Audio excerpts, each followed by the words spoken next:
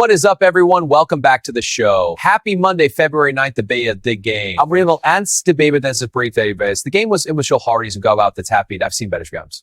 Just amazing defense all around by the winning team. They really blew it open during critical moments. The quarterback seemed a little hesitant to me. I had a feeling about the outcome. But you can't bet on who you think will win. You have to bet on a team you're rooting for. It is what it is. We're going to discuss some intermittent aspects in that as well. But let's kick this off. Let's get the analysis boots back on. Ripple CEO Brad Garlinghouse just made a statement about these markets causing absolute chaos among XRP holders right now. And what he revealed about institutional adoption, it's not what everyone expected. Most people think stablecoins are just boring banking tools that don't really impact price action or mainstream adoption. But guess what? They're dead wrong. And here's the truth that no one's talking about comprehensively. We're watching the largest coordinated institutional infrastructure build in crypto history happen in real time, and it's all pointing to one asset that's being positioned as the bridge between traditional finance and digital assets. And hey, the timing with inflation data and regulatory appointments, that's not a coincidence. In the next few minutes, I'm going to be breaking down these massive developments for you, everything that just went down this week. Japan's regulatory framework targeting XRP specifically, RLUSD becoming the base pair choice for major exchanges, what major exchange commercials actually mean for mainstream adoption, and why potential Fed appointments with inflation at specific levels is the missing puzzle piece everyone's overlooking. Without further ado, let's jump into it. The market's a little bit of green this morning, right? Not too bad. I'd rather see a little green than a lot of red. Bitcoin's coming in around $98,000. It's currently up approximately 2%. Ethereum coming in around $2,600. It's up modestly. And XRP, yeah, buddy, it's leading the way. Coming in at 1.38. Not where we want it to be ultimately, but hey, it's up about 0.5%. Total cryptocurrency market cap around $2.6 trillion. And I want to remind you of the XRP chart that we've been tracking. Your previous support level is around 135. We're still above it. That's a positive thing. The previous low on the wick was about 110. That's where it ended up flashing during the sell-off. Remember, your resistance on XRP that we need to overcome is about 150, followed by 169. But let's get into what certain exchanges are doing. So there's an RLUSD-based pair strategy happening. Here's what just happened. A lot of people are overlooking this development. They didn't just list RLUSD as another stablecoin option. They launched 10 spot trading pairs using it as the base currency. You can see various pairs being implemented. And let me explain to you why this actually matters significantly. Because people don't understand the implications of this. When an exchange is out there creating trading pairs, they choose what currency acts as the foundation for all the trades. Traditionally, it's been either USDT or USDC as the dominant base pairs. Now, exchanges are saying, hey, we're making RLUSD the go-to stable base for XRP, Bitcoin, Ethereum, Solana, Cardano, Dogecoin, and other major assets. This is a strategic positioning move. Don't forget that major exchanges have also added RLUSD recently. Stars are starting to align now, aren't they? But think about what this actually creates operationally. Every single trader on these platforms using these pairs is now flowing through Ripple's stablecoin infrastructure. They're not just adopting RLUSD passively. They're making it a standard for how people trade major assets on their platform. This is exactly what institutional adoption looks like before the general public actually even realizes what's happening in the background. And here's the bigger picture to consider. Exchanges do not make these moves randomly during volatile markets. They make them when they have conviction about regulatory clarity and long-term viability. Exchanges are betting that RLUSD becomes the stablecoin bridge between traditional markets and crypto trading infrastructure, but that's just the infrastructure play. Wait until you see what Japan just announced for Q2 of this year, which is approximately 2 months away. But first, let me talk about custody solutions. A lot of you have been asking about secure custody options. I appreciate that interest. And hey, happy sleeping at night knowing your assets are protected. There are institutional custody options available. This is where everyone should be considering if you don't want to hold your own crypto directly. If you're concerned that your device might get tampered with, hacked, your seed phrase might be compromised, you might connect to a malicious website or click a wrong link, you need institutional grade custody solutions. These services are designed with security as the priority. There are typically minimal or no monthly fees for basic custody. This is the same type of institutional custody that major financial institutions use. The way it works is your crypto is held by established custodians like Fidelity or Coinbase Institutional Services. The platform just gives you access to view and manage, similar to how hardware wallets give you a platform to view your crypto on the blockchain. Typically, you need a minimum amount to open the account, maybe $1,000 worth of crypto. That's not a fee, that's your actual holdings. You give them $1,000 in XRP, you now have $1,000 of XRP in institutional custody. Why do they set minimums? Because they don't want accounts with just $5 or $10. Custodians need minimums to make it worthwhile. But that money is all yours. There are no monthly fees typically. The only time you pay a fee is when you cash out, and your crypto can usually only be cashed out into your verified bank account. So you can't get hacked the traditional way. They often have lower fees on cash out since it's institutional than you'll get from public exchanges. And you don't have to worry about limits or liquidity issues. Protect yourself, because I don't want to see anyone lose their crypto or have something happen to their holdings. Now let's talk about Japan's XRP regulatory framework. This is the significant development.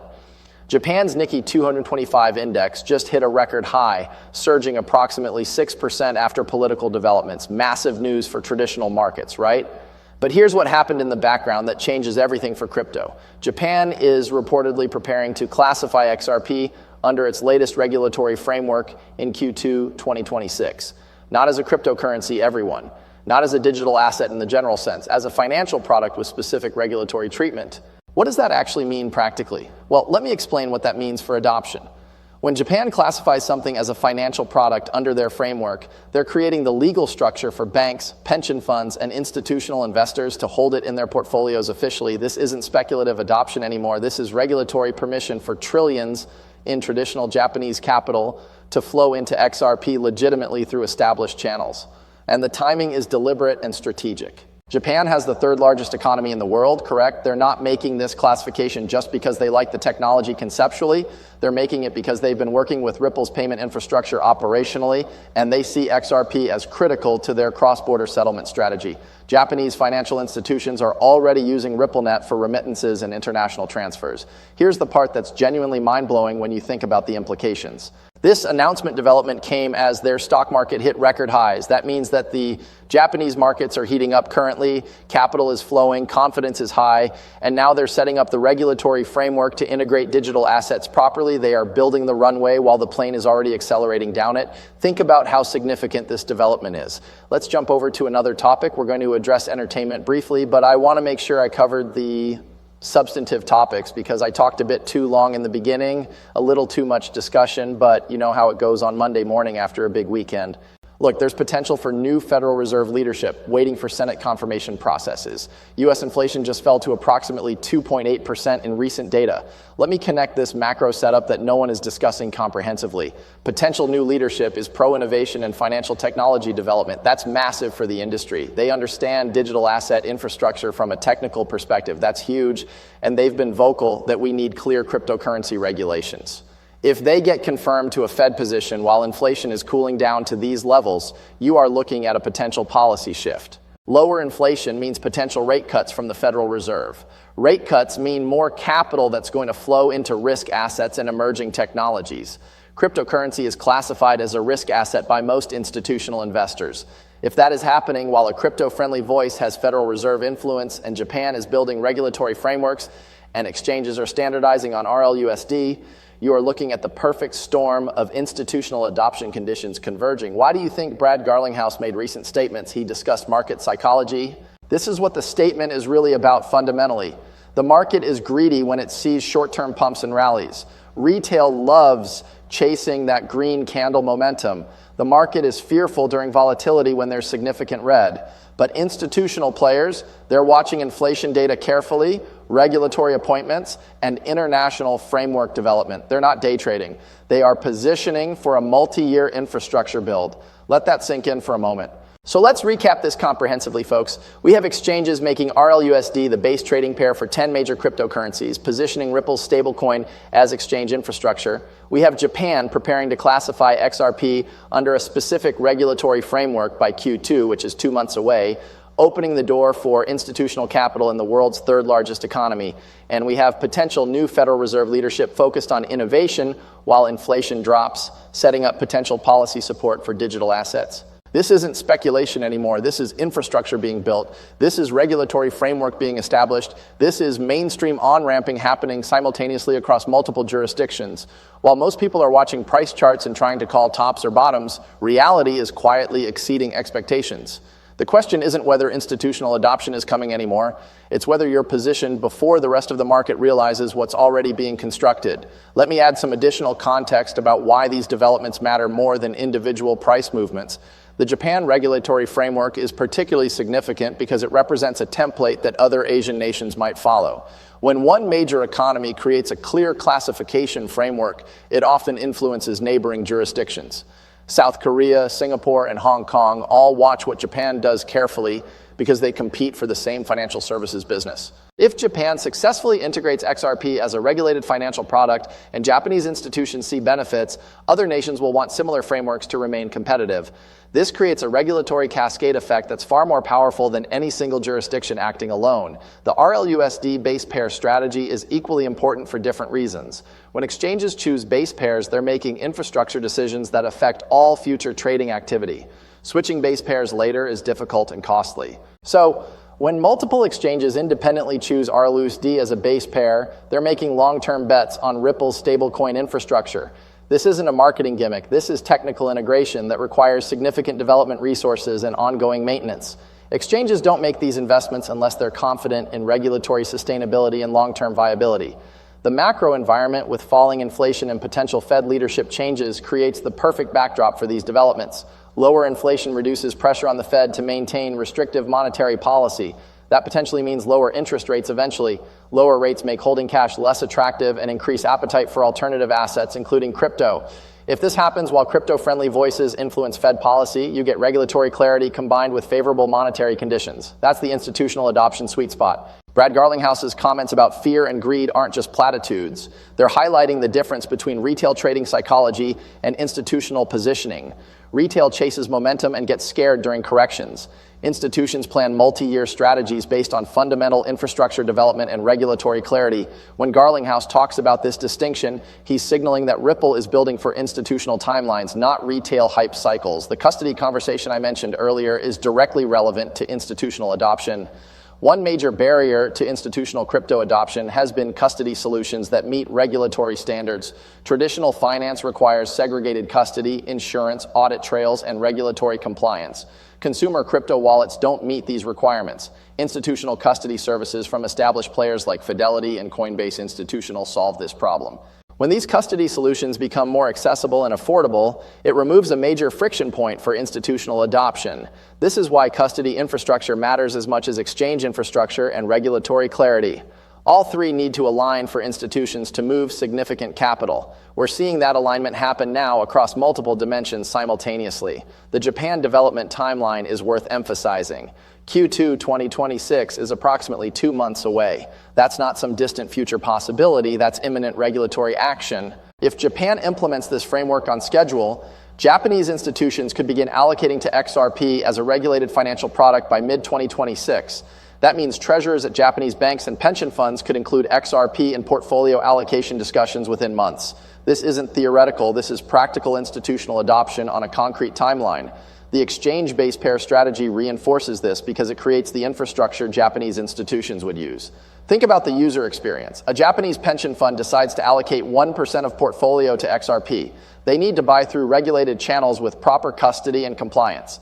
If major exchanges already have RLUSD-based pairs and institutional custody is available, the entire infrastructure is ready.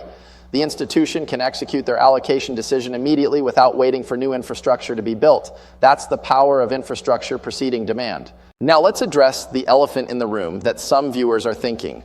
What about price? When does all this infrastructure translate to price appreciation? That's the wrong question, but it's the question most people ask. So let's address it directly. Infrastructure builds precede price movements, they don't follow them. The time to position is when infrastructure is being built, but before demand arrives. Once institutions are actively buying through these new channels, the positioning opportunity is past. Current prices around 138 are occurring while this infrastructure is being constructed.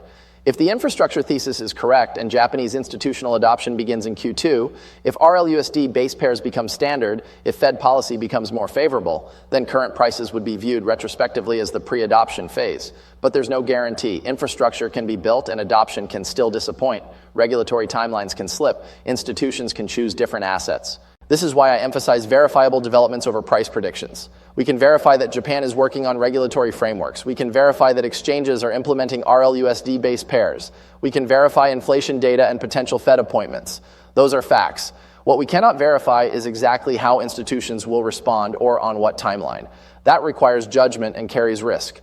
The smart approach is to understand the infrastructure being built, assess its significance, and make your own determination about positioning. If you believe institutional adoption is coming, and you believe this infrastructure supports that thesis, then current volatility is opportunity. If you're skeptical that infrastructure translates to adoption, then you should position accordingly or not at all, but make that decision based on verifiable developments, not price charts or hype. The developments I've outlined today are verifiable. Japan regulatory framework, RLUSD base pairs, inflation data, Fed appointments. You can research each independently. So to wrap this up comprehensively, we're seeing coordinated institutional infrastructure development across multiple dimensions, regulatory frameworks in major economies, exchange infrastructure standardization, custody solutions maturing, macro conditions potentially improving, all happening simultaneously over the next few months. This is the setup for institutional adoption if the thesis plays out. Whether it actually does remains to be seen, but the infrastructure is undeniable. If you found this analysis valuable, drop a comment with your thoughts on the Japan framework specifically. That's the piece that I think most people are going to overlook initially, and it's going to catch them off guard when it goes live. I hope you enjoyed this breakdown. As always, hit that thumbs up button, subscribe to the channel, and I'll catch you all on the next one. Stay informed, stay positioned, and remember that infrastructure builds slowly but matters enormously when it finally activates.